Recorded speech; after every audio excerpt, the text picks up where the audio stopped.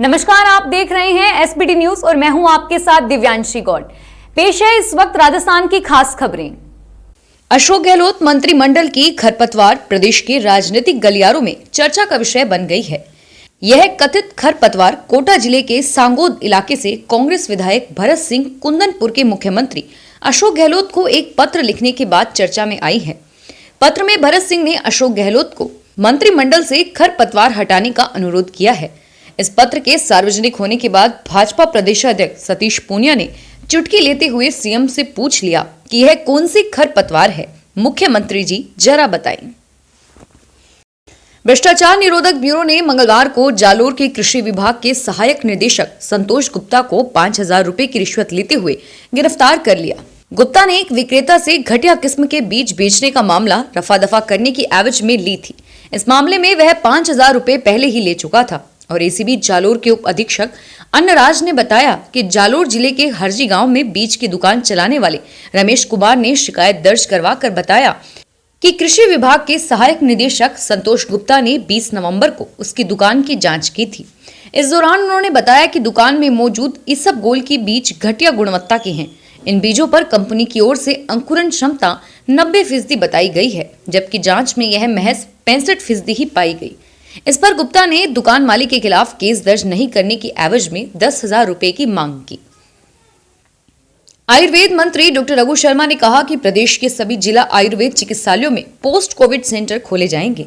इन centres में homeopathic, Ayurvedic और यूनानी चिकित्सा पद्धति के जरिए कोरोना में पॉजिटिव से नेगेटिव आए मरीजों को विशेषज्ञ उपचार करेंगे। आयुर्वेद मंत्री मंगलवार को स्वास्थ्य भवन में आयोजित आयुर्वेद, होम्योपैथी, यूनानी, योग एवं प्राकृतिक चिकित्सा विभाग की विभागीय सलाहकार समिति की बैठक को संबोधित कर रहे थे। उन्होंने कहा कि प्रदेश में मेडिको टूरिज्म की प्रबल संभावना है और इसी को ध्यान में रखते हुए प्रदेश में 20 ऐसी जगहों को चिन्हित किया गया है जहां सबसे ज्यादा पर्यटकों की आवाजाही है।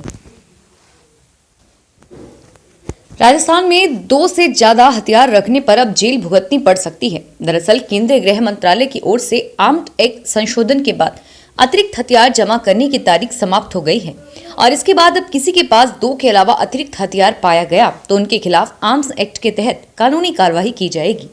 गृह मंत्रालय के निर्देश के बाद राज्य सरकार ने जयपुर, जोधपुर पुलिस कमिश्नर और जिला कलेक्टरों को कार्यवाही के निर्देश दिए हैं।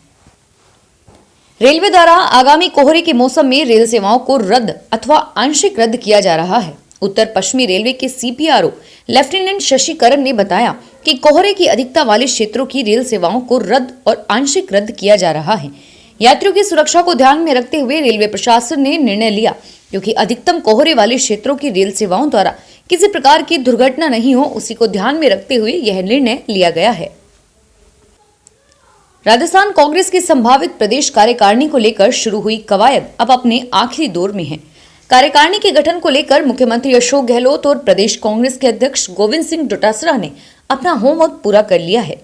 गहलोत पायलट के बीच इसे लेकर कई बार मंथन हो चुका है और दोनों नेता अब कार्यकारिणी के संभावित नामों को लेकर प्रदेश प्रभारी अजय माकन के साथ चर्चा करेंगे। 20 दिसंबर के बाद अजय माकन की जयपुर आने की चर्चा है और जहां कार्यकारिणी के नामों को लेकर चर्चा होगी। भरतपुर जिले में लोहागढ़ किसान संघर्ष समिति के बैनर तले चल रहे किसानों के आंदोलन को सोमवार जिले के गणमान्य लोगों और संगठनों ने कलेक्ट्रेट पहुंचकर सहयोग करते हुए समिति को समर्थन दिया।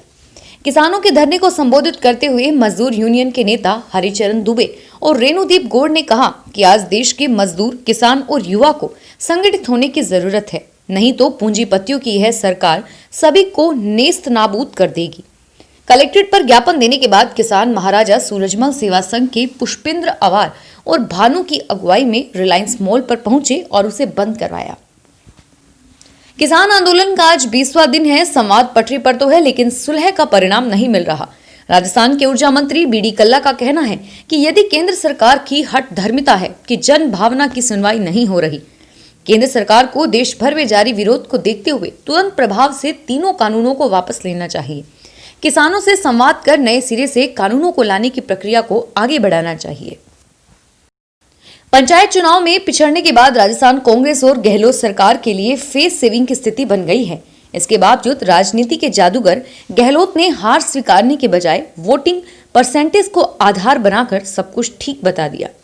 गहलोत खुद बता चुके हैं कि कांग्रेस को 40.87% वोट मिले हैं, जबकि 40.58% भाजपा को मिले। इस लिहाज से भाजपा कांग्रेस से पीछे रही और यह आंकड़े बताकर वे बताना चाह रहे हैं कि सरकार के कामकाज से जनता खुश है। खाद्य सुरक्षा में सरकारी कर्मचारी और अधिकारी ही जरूरतमंद बनकर 1 रुपए किलो गेहूं उठा रहे थे। रसद विभाग ने कोटा जिले में अब तक 1230 अपात्र सरकारी कर्मचारियों और अधिकारियों को चिन्हित कर उनके नाम खाद्य सुरक्षा से सूची हटा दिया है। अपात्र कर्मचारियों में अब तक 59.44 लाख रुपए से अधिक की राशि वसूल की जा चुकी है।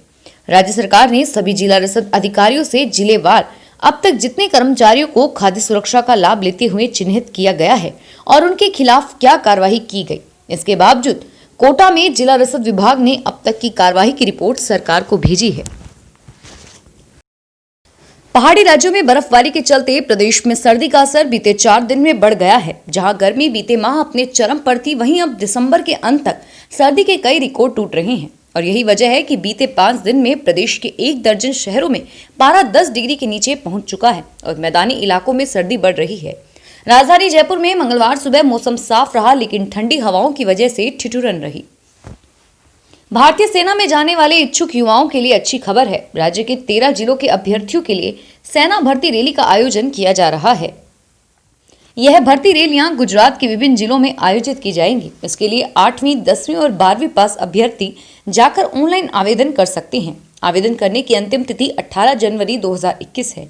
यह भर्तियां सिपाही clerk, store keeping, nursing assistant, सिपाही टेक्निकल, सिपाही ट्रेड्समैन आदि के पदों पर होगी।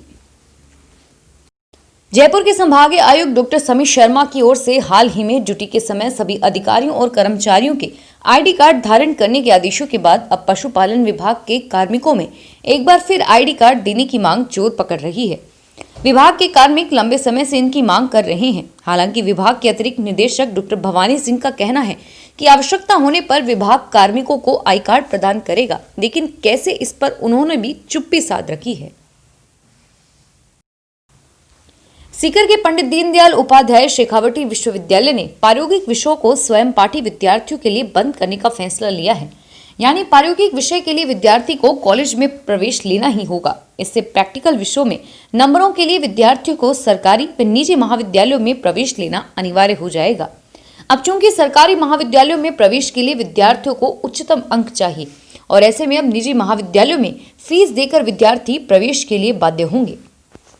फिलहाल इस बुलेटिन में इतना ही और फिर हाजिर होंगे तमाम बड़ी खबरों के साथ। इसी प्रकार की नई खबरों से जुड़े रहने के लिए अगर आपने हमारा चैनल एसबीटी न्यूज सब्सक्राइब नहीं किया है तो जल्दी से जल्द इसे सब्सक्राइब करें और जुड़े रहिए इसी प्रकार की तमाम बड़ी खबरों से। नई नोटिफिकेशन पाने के लिए बेल आइकन को प्रेस करना ना भूलें। धन्यवाद।